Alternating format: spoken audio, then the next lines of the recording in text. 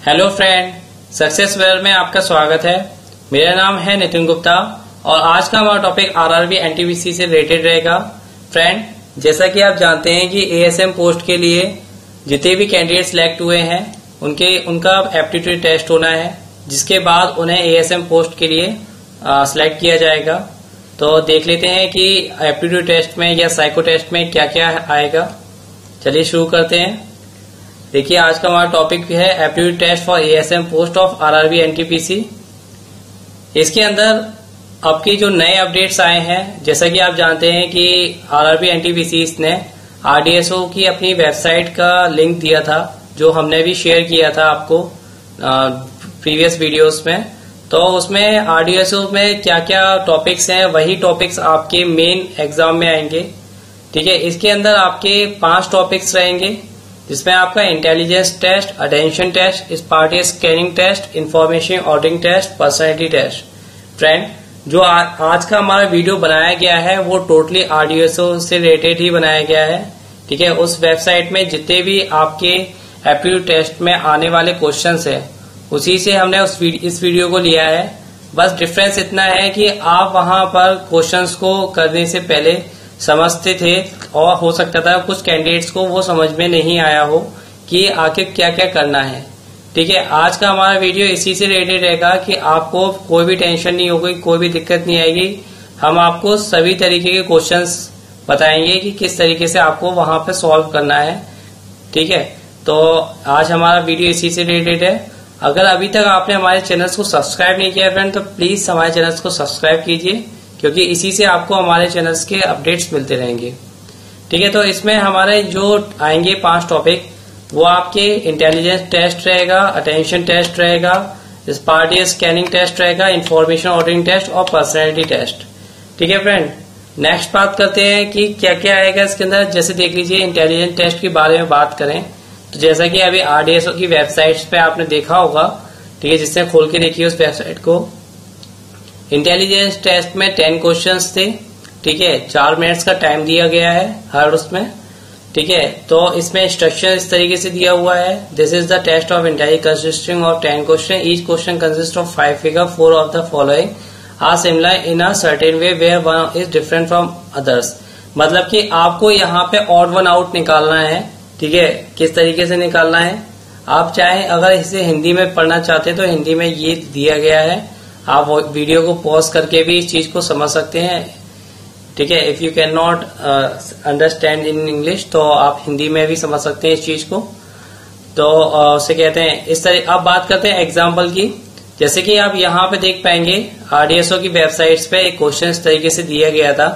ठीक है, 4th इस तरीके से दिया बना हुआ है। ठीक है, तो आप यहाँ पे देख पाएंगे कि इस तरीके से बना हुआ है और आपसे पूछा जा रहा है कि इसका आंसर क्या होगा। ठीक है, odd one out find out करना होगा, तो इसका आंसर क्या होगा। ठीक है, जैसा कि इसमें तो आंसर दिया हुआ है, लेकिन मैं आपको बता दूं, आप देख पा रहे होंगे कि यहाँ पे 2 तरीके से इस तरह से डंडा बना हुए हैं, फिर बी बना है और एक लाइन बनी है। ठीक है, in first, third, fourth and fifth. ठीक है, चारों में इसी तरीके से डायग्राम बना हुआ है। ठीक है, डिफरेंस क्या है, केवल सेकंड वाले में आप देख पाएंगे इधर वी ना होके उल्टा इस तरीके से ट्रायंगल इस तरीके से बना हुआ है। तो यही बस क्या है डिफरेंस है, बाकी सभी उसमें। अगर हम बात करते इसके बारे में, अगर मान लीजिए ये भी अगर डायग्राम कुछ इस तरीके से होता, मतलब ये वाला ये और ये दोनों सेम हो जाते।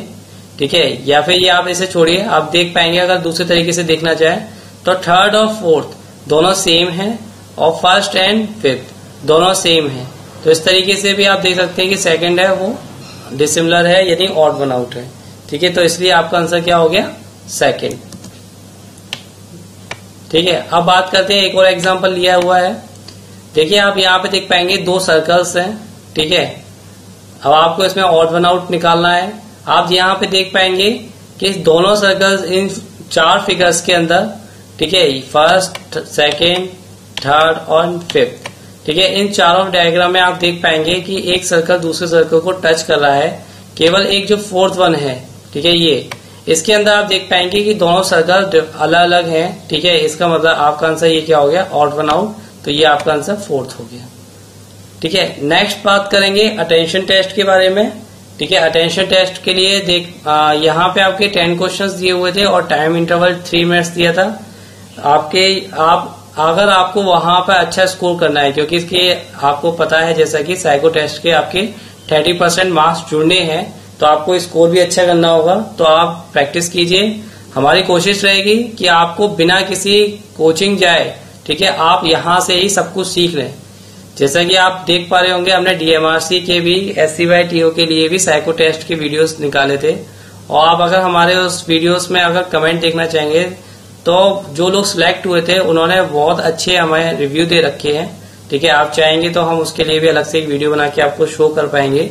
तो आपको किसी भी कोचिंग की जरूरत नहीं पड़ेगी, इतनी हम गारंटी देते हैं इस चीज की, ठीक है। आप यहीं से प्रैक्टिस कीजिए, ठीक है। अगर बुक के लिए आप प्रेफर करते हैं तो कोई बुक एक ले लीजिए, ठीक है, उससे आप उससे प्रैक्टिस करते रहिए। बाकी हम लोग यहाँ से गाइडलाइंस देते रहेंगे, आप इस चीज को समझते जाइए।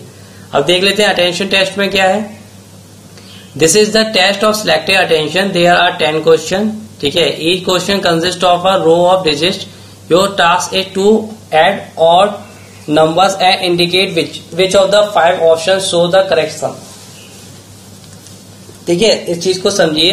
इसमें क्या दिया हुआ है, इसमें ये दिया हुआ है कि एक डिजिट्स की सीरीज दी हुई है, ठीक है, जिसके अंदर ऑड नंबर है एंड इवन नंबर है, ठीक है।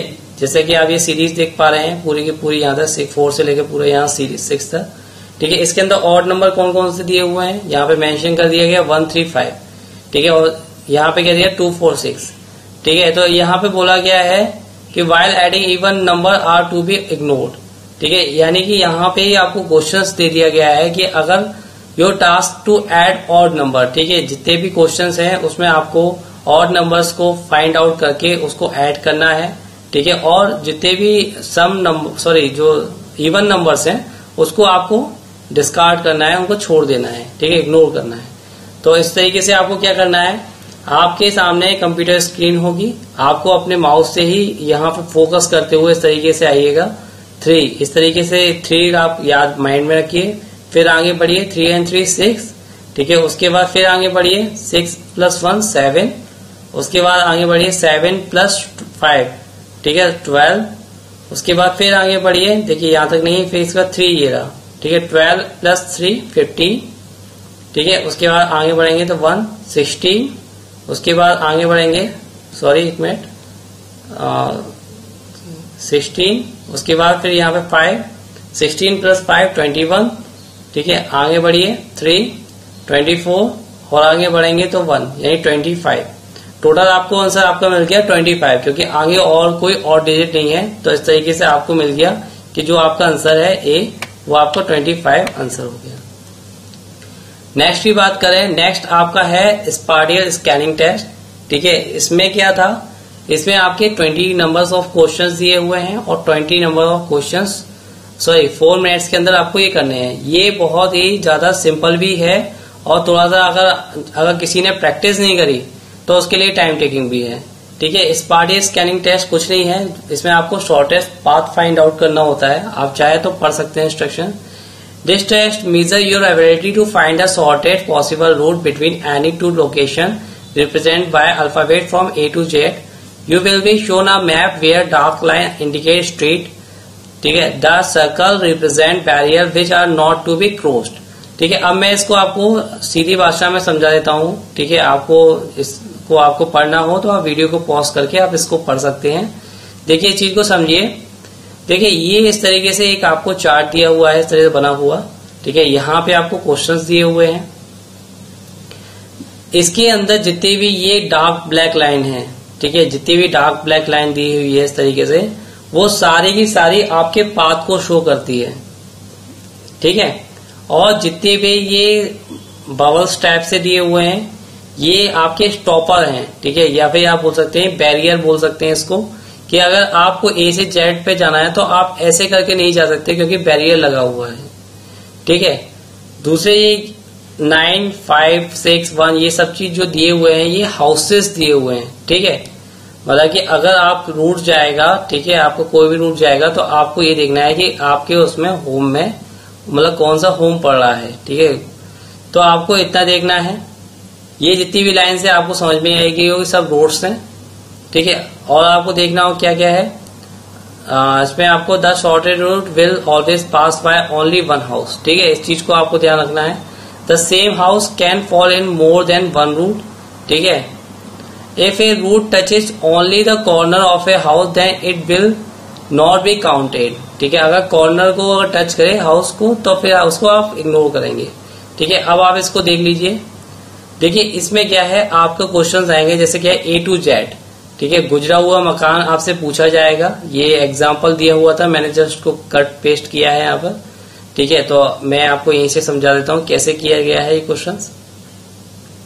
आप यहाँ से देख पा रहे हैं कि A से Z तक जाने के लिए सबसे शॉर्टेड पाथ आपको ये मिल पा रहा है, लेकिन क्योंकि यहाँ पे बैरियर लगा हुआ है, ठीक है, एक स्टॉपर लगा हुआ है, इसलिए आप ऐसे रूट को नहीं जा सकते, इसलिए आपको थोड़ा घूम के जाना पड़ेगा। आपको क्या करना पड़ेगा, पहले A से C की तरफ आइए, ठीक है, उसके बाद आप यहाँ आइए। आप अगर ऐसे मुड़ते हैं, इस तरीके से मुड़ते हैं, तो आपको दिख पा रहा है फिर से बैरियर लगा है, इसलिए आप फिर से सीधे आइए, ठीक है। अब आप इस तरफ नहीं जा सकते, नीचे जाएंगे इस तरीके से, तो ये भी स्टॉपर बैरियर लगा है, इधर भी एक बैरियर लगा है, तो आप क्या कीजिए, फिर इस तरफ टर्न कीजिए, ठीक है। उसके बाद फिर इस लाइन पे आइए सीधे इस तरीके से,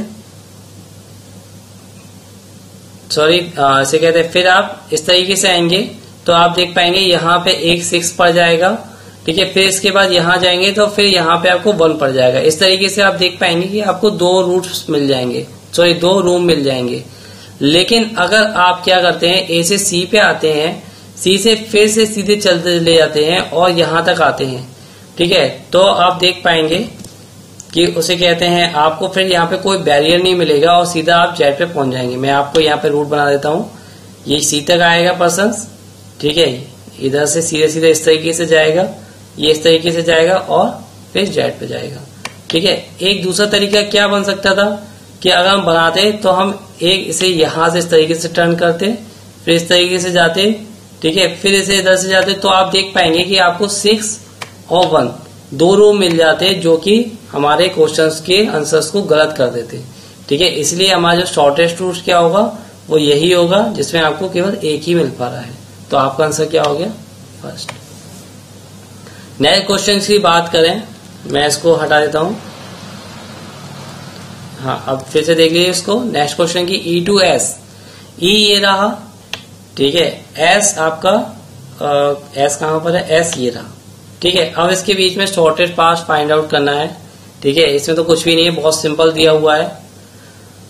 आप देखिए, आप देख पाएंगे यहां से सीधे आप जा पा रहे हैं, ठीक है, एक 5 पड़ रहा है आपके और इस तरीके से आगे आए, ठीक है, ये टर्न किया यहाँ पर, ठीक है, और एक फिर सीधा ये मिल गया। अब देखिए यहाँ पे आप देख पाएंगे कि यहाँ पे आपको 1 का कॉर्नर मिल रहा है, जबकि जो प्रीवियस इंस्ट्रक्शंस थे यहाँ पे साफ साफ लिखा है, if a route touches only the corner of a house that it will not be counted, ठीक है। ये इस तरीके से उसे कहते हैं कॉर्नर टच किया है, इसलिए हम इसको काउंट नहीं करेंगे। हम किसको काउंट करेंगे, इस 5 वाले हाउस को। तो आपका आंसर क्या हो गया, 5,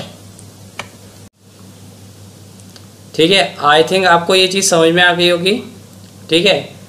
बाकी के जो 2 तरीके के हैं, ठीक है, वो हम अपने नेक्स्ट वीडियो में, नेक्स्ट पार्ट में डालेंगे, क्योंकि अगर इसी में डालेंगे तो फिर काफ़ी टाइम बढ़ जाएगा, आपको भी बोरियत होने लग जाएगी, ठीक है। तो फ्रेंड, थैंक यू। अगर आपको हमारा ये वीडियो पसंद आया हो तो इस वीडियो को लाइक कीजिए। कमेंट बॉक्स में आप अपनी क्वेरी हो इस वीडियो से रिलेटेड या सब्जेक्ट से रिलेटेड तो कमेंट बॉक्स में दीजिए। हमारे चैनल्स को सब्सक्राइब जरूर कीजिए अगर आपने अभी तक नहीं किया है। साथ ही साथ जो बेल आइकन आता है उस पर भी आप क्लिक करके हमारे चैनल्स के नोटिफिकेशन इजीली पा पाएंगे। Okay friend, thank you.